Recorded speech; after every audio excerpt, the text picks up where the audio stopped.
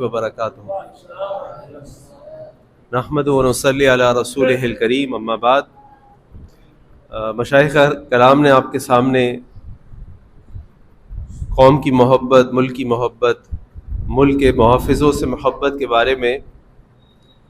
تفصیلی ذکر کیا۔ میں آپ کے سامنے مختصراً ایک اور نقطے کی طرف توجہ دلاتا ہوں، لیکن اس سے پہلے ایک واقعہ آپ کو سناؤں کہ میں ایک کتاب پڑھ رہا تھا، کوئی مطالعہ کر رہا تھا،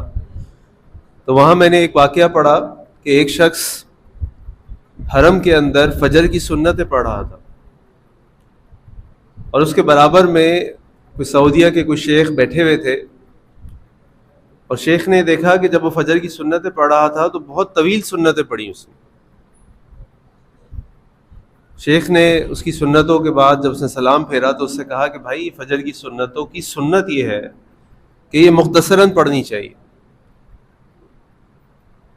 تو اس شخص نے شیخ سے کہا کہ میں ایک ایسے ملک کے اندر رہتا ہوں جہاں پر ہمیں آزادی سے نماز پڑھنے کی بھی اجازت نہیں ہے، ہمیں چھپ کے نماز پڑھنی پڑتی ہے۔ تو یہ موقع مجھے کبھی کبھار کبھی ہی ملتا ہے کہ میں آرام سے جتنا اللہ کے سامنے قیام کر سکوں، نماز پڑھ سکوں، تو لہٰذا میں اس موقع کو ضائع نہیں کرنا چاہتا۔ یہ بات میں نے آپ کے سامنے اس لیے رکھی کہ ہم جتنا بھی اللہ تعالیٰ کا شکر ادا کریں کم ہے کہ اللہ تعالیٰ نے ہمیں ایک ایسے ملک میں پیدا کیا، ایک ایسے ملک کی شناخت دی جس کی بنیاد لا الہ الا اللہ محمد رسول اللہ کی بنیاد ہے۔ اور اس ملک کے اندر اللہ تعالیٰ نے ہمیں اپنے دین اسلام پر عمل کرنے کی جتنی اجازت اور آزادی دی ہے، شاید ہی دنیا کے کچھ ممالک کے اندر ہو۔ یعنی کئی ایسے اسلامی ممالک ہیں جس کے اندر آپ اگر 5 وقت کی نماز کسی مسجد میں جا کے پڑھیں تو وہاں کی CID آپ کے پیچھے لگ جاتی ہے۔ میں اسلامی ممالک کی بات کر رہا ہوں، غیر اسلامی ممالک کی بات نہیں کر رہا۔ میں خود آج سے کئی سال پہلے شام گیا، دمشق میں مسجد گیا،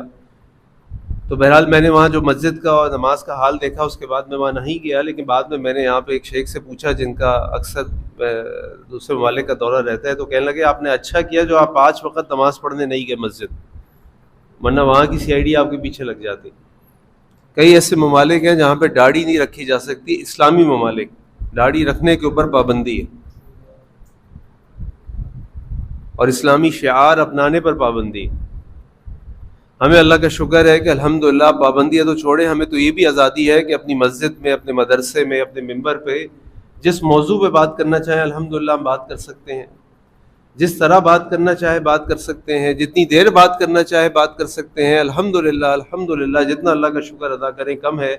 کہ اس ملک کی بدولت اللہ تعالیٰ نے ہمیں آزادی دی ہوئی ہے، اور یہ بہت بڑی آزادی ہے۔ پچھلے کچھ سالوں سے ہمارے ملک میں ماحول یہ ہو گیا ہے کہ ہر گھر کے اندر تک، یعنی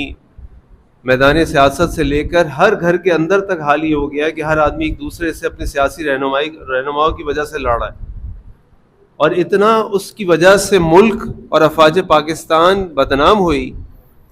کہ میرا خیال ہے کہ ہم شاید اسرائیل سے، بھارت سے، امریکہ سے اتنی نفرت نہیں کرتے جتنی اپنے ملک اور اپنے ملک کے افواج سے کرنے لگے تھے۔ لیکن اللہ تعالیٰ نے ایک دفعہ پھر ہماری قوم کو متحد ہونے کا اور اپنے ملک سے، اپنی سرزمین سے، اپنی افواج سے محبت کرنے کا دوبارہ ایک سبق دیا ہے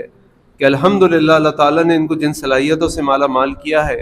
اور جس تندہی سے اور جس محنت سے یہ اس ملک کے دفاع کے لیے دن و رات لگے ہیں، میں تو کہتا ہوں کہ یہ ان کے اوپر ایک ایکسٹرا ذمہ داری آ گئی ہے کہ اب ان کو ملکی سیاست کے اوپر میں بھی اثر انداز ہونا پڑتا ہے، کیونکہ مجبوری ہے، کیونکہ یہاں کے لوگوں نے اس کا وہ حال کیا ہوا ہے کہ اگر یہ اثر انداز نہ ہو تو شاید اس ملک کے اور کئی ٹکڑے ہو جائیں، اللہ تعالیٰ ہمیں اس وقت سے بچائے۔ تو بہرحال جو ان کا اصل کام ہے، الحمدللہ موقع پڑنے پہ اللہ تعالیٰ کی رحمت سے، اللہ تعالیٰ کی فضیل، اللہ تعالیٰ کے اذن سے انہوں نے ایسا کام کیا الحمدللہ کہ آج نہ صرف ہم ایک قوم کی طرح کھڑے ہو گئے ہیں، اپنی افواج سے محبت کرنے لگے ہیں، بلکہ دنیا کے کئی ممالک اور بڑے بڑے ممالک افواج پاکستان کی صلاحیتوں کے معترف ہو گئے ہیں۔ اور وہ پاکستان، جب ہم کہیں باہر جاتے تھے لوگ ہمیں بڑی حقارت سے دیکھتے تھے، یقین کریں باہر سے لوگ بتا رہے ہیں کہ آج دنیا بھر کے ممالک کے اندر لوگ ہمارا ہاتھ چوم رہے ہیں،